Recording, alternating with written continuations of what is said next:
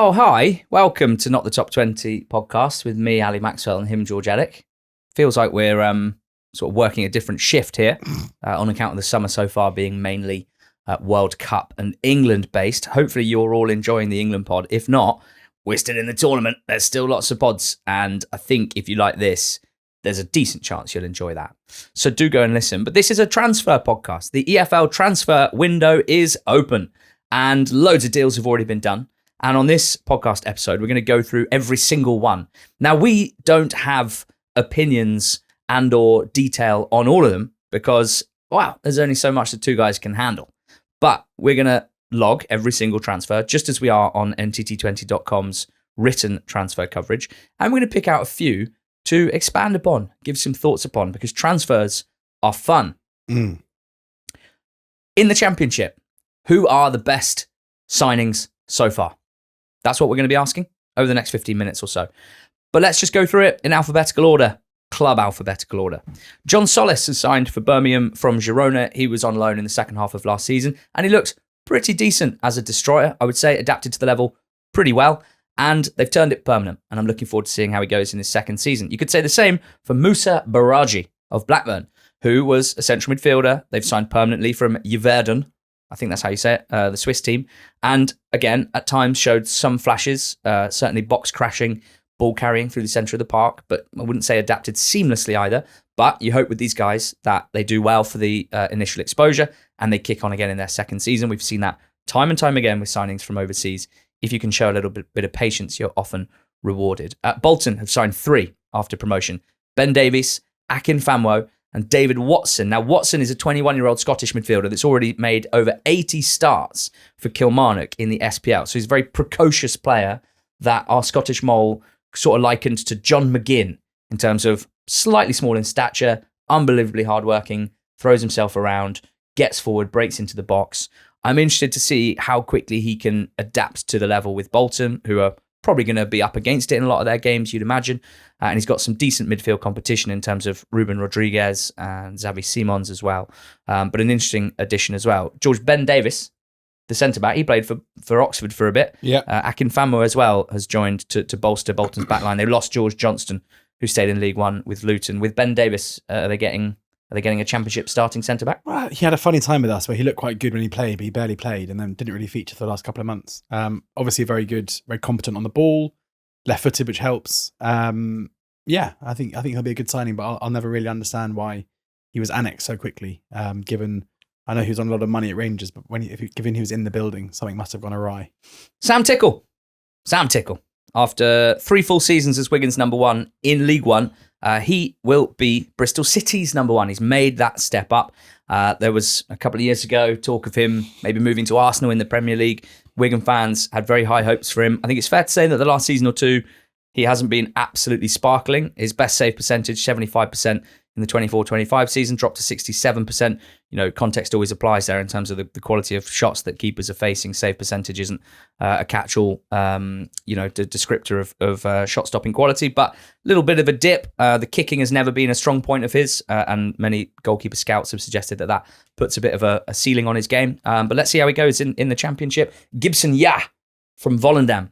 We've written about this in detail on NTT20.com in our piece, our 10 favourite signings of the summer. Now, I have to admit, that entry was written by the man, the myth, the scouting legend, Craig Bradley. He knows Gibson Yah very well from his time with Volendam in the Eredivisie. Seems like he might be a really interesting central midfield, athletic profile that may struggle a little bit technically and on the ball. We will find out, but could be a really nice project player for them. And Sam Greenwood, who's been in Poland, comes back to the Championship with Bristol City. Interesting one for me because Greenwood, I mean, the closest comparison I can think for Sam Greenwood is Scott Twine, who already plays for Bristol City. Yeah. Now, Twine had to play basically every minute last season, so I think having another similar option is not necessarily a problem, but I would see it hard for them to share the pitch together in a way that would be an obvious fit. Burnley have signed Florentino Luis from Benfica. Know absolutely nothing about him because Burnley were in the Prem last season, but they made his loan permanent, played 31 games last season, so he's obviously a relatively big part of that team. Ivan Mesic is a Slovakian left centre-back who's joined Charlton from Heracles, has played for the Slovakian national team. Billy Kumetio as well, I think also a left-sided sort of CB left-back type, was formerly a Liverpool youth player, signed for Charlton from Dundee. So Charlton have taken the first few weeks of the window to sort out that sort of left side of their defence. Bobby Clark has signed for Derby, turning his loan from Red Bull Salzburg permanent.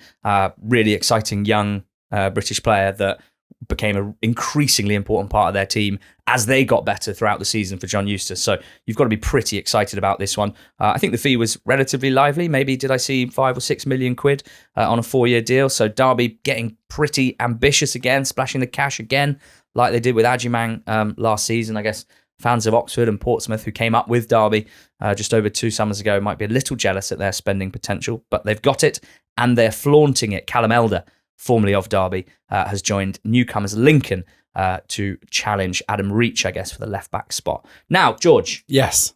I told you to go big on a couple of signings that you think are really interesting. The first one of your 3, Jensen Metcalfe, has joined Millwall from Bradford. He's a player that I really like. He's someone that, if you speak to any Bradford fan, they will tell you what a good player he is. He's a multifunctional centre midfield player. Yep. He's someone that could easily play at the base of midfield, but his mobility and athleticism means that he's also capable of playing in a more advanced role. He's very good on the ball. He's just one of those centre midfielders who, at a young age as well, just kind of feels like he could basically be anything. It wouldn't surprise me to see him at a higher level, maybe become a little bit less. He was someone that was relatively creative and played quite high for Bradford. But immense potential. Signing him at a kind of very good age with a lot of form in the book at League One level. A season at League One where he was really impressive. Millwall. It's nice, isn't it? 1 season in League Two with Chesterfield on loan. Yeah. 1 season with Bradford in League One. Yeah. Straight into a top 6 championship team. I'd be very surprised if he's not a top championship player in 18 months' time. Yeah, and it's one of those that I like, and I'm kind of obsessed with Millwall recruitment-wise at the moment, I'm going to be honest, where he joins an already well-stocked midfield, right? Mazu Sakho came on really strong towards the end of last season. He's like 21, 22. Casper Denore, 29, but unbelievably reliable. You definitely want him around.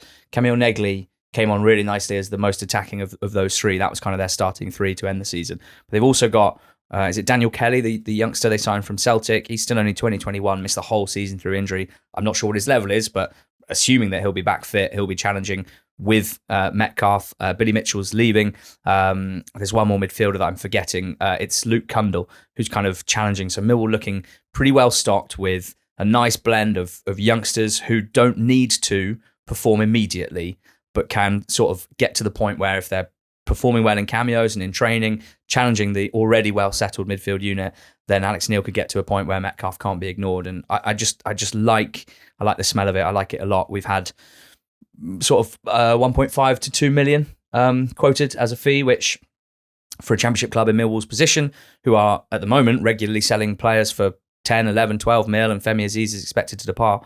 It's just really smart stuff. They've also signed Tyrick Arconte, who is a striker from Rodez. Unfortunate name, sounds a bit like what you might say when your striker misses a big chance. Will they create lots of big chances for him? That's always the big question. Scouted Football, our mates who have a pretty good eye for a player, I think it's fair to say, have told us he is one to watch. If Millwall can get him in the right situations consistently, he'll look a snip at €2 million. Luorns, who we also love and who knows his strikers from across Europe, said, just be careful, Rodez are a sneaky side who create prolific nines for them that don't do well anywhere else. A touch of the Bodo Glimt or Union Saint-Gilloise about them.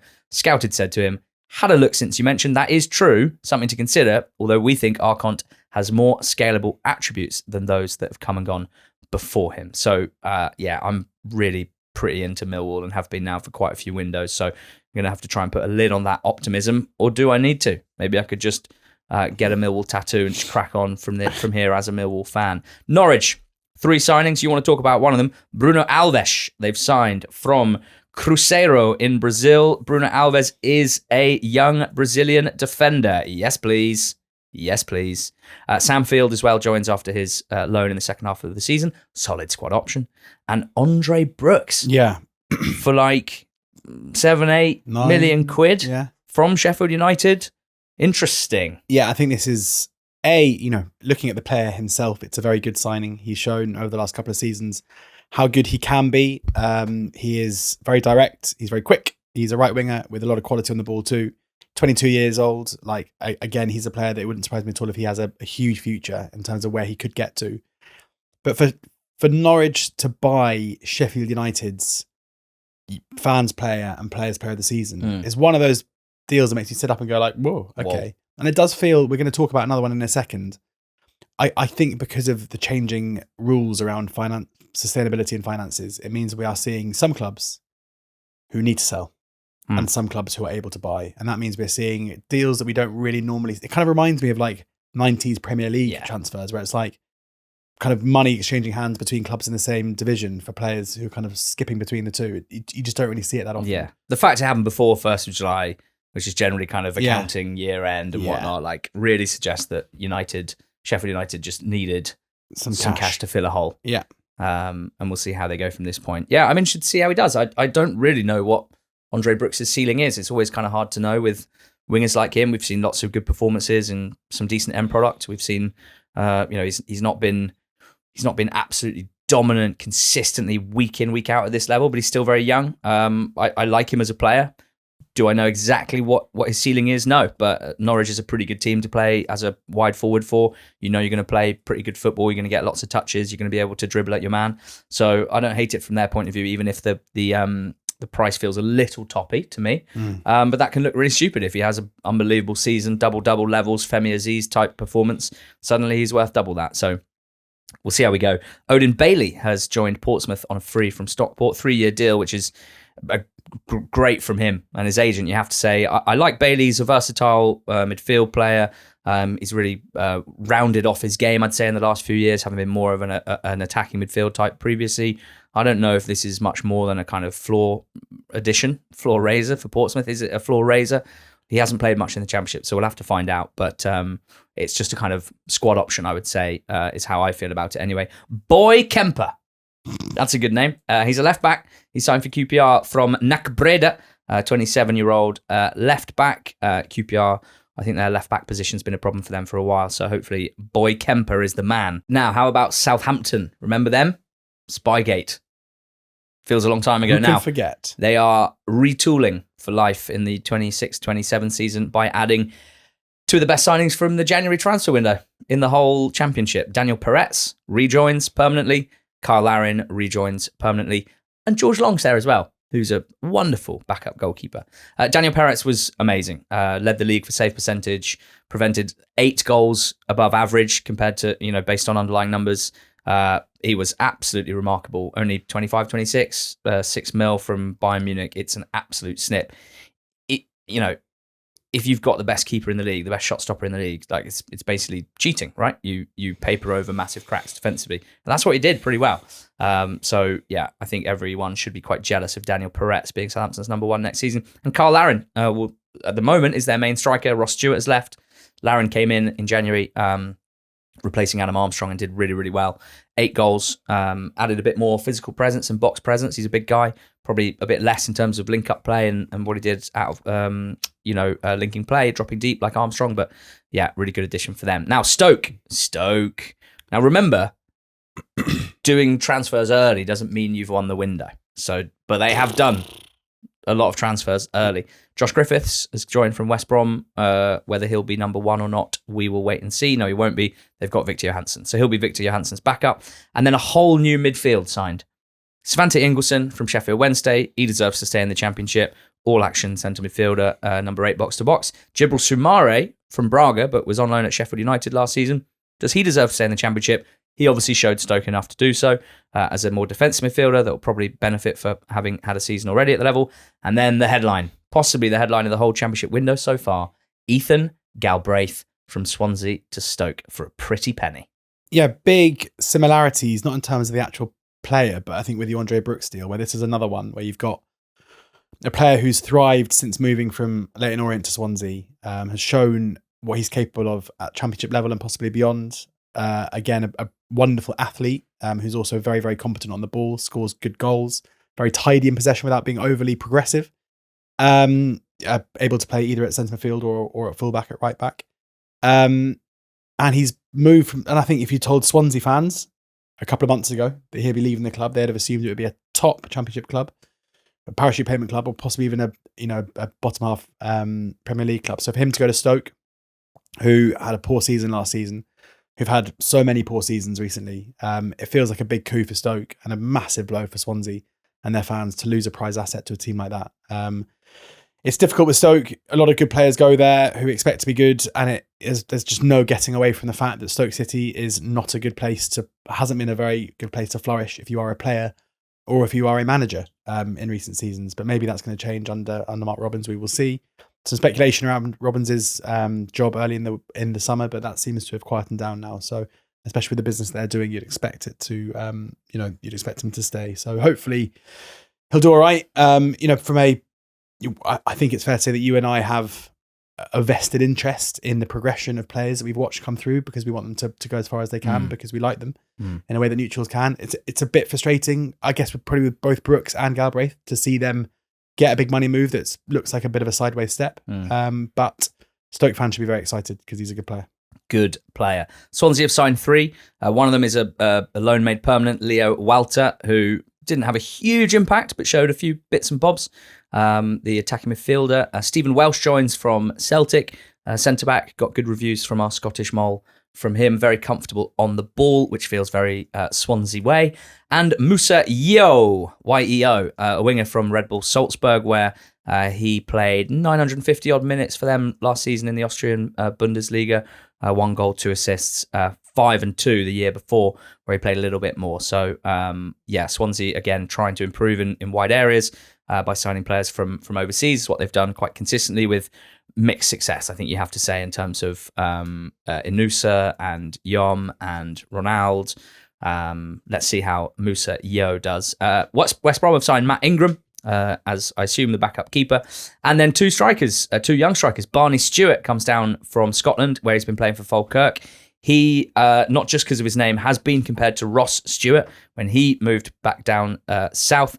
Stewart is tall, he's quite lanky, but he has scored goals and he's looked pretty good in the last couple of years. Still a young striker. The same for Jimmy J. Morgan, who they've signed from Chelsea. He was on loan at Peterborough last season where, again, he did pretty well. 12 goals, 8 assists in 34 games in League One. West Brom banking on some youthfulness here and getting, a couple of young projects to support, I guess, Hegba at the top of the pitch. And then West Ham have signed Kaiber Lamadrid. What a name, from Deportivo La Guaria. He is a Venezuelan left winger, 22 years old. And Wolves have signed Kieran Trippier and Raul Jimenez. We've been through this on the England pod. Trippier. Yeah. Trippier. I like to Frenchify it. Kieran Trippier and Raul Jimenez. You don't say it like that. Jimmy Nesbitt have signed for Wolves. Normally, it's good. It's Raul Jimenez. Jimenez. Look, these are good players that have played in the Premier League for ages. Trippier is 35. Jimenez is 35. I think Jimenez was broadly fit for most of the season for Fulham, so I think physically he's still been fine. He's obviously shown at the World Cup that he can still do bits. He'll probably be pretty good if they provide chances for him, and I'm sure Trippier, despite being 35, losing his legs a little bit, I'm sure he'll be very, very tidy in possession, probably a bit of a playmaker for them. So 2 pretty eye-catching signings there. So there you go. Those are the Championship signings made so far. What do you reckon? Let us know in the comments.